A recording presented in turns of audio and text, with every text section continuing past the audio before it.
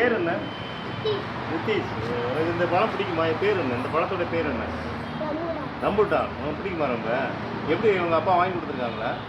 சரி, இது எப்படி சாப்பிடுவேன்? எப்படி பார்க்கலாம்?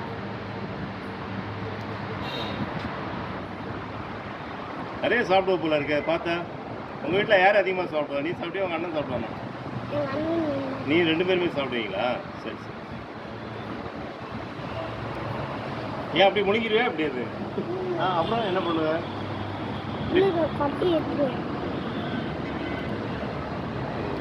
அப்படி முழுங்க கூடாதுல்ல?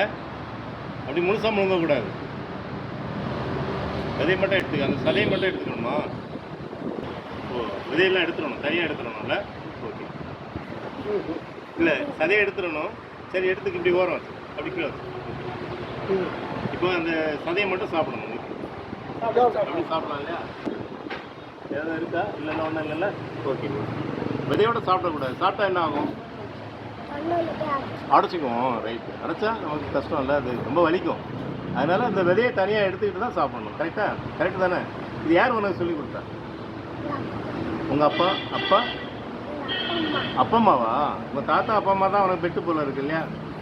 அப்பா சொல்லி தரல, அப்பா அம்மா தான் சொல்லி தந்தாங்களா? Okay, right.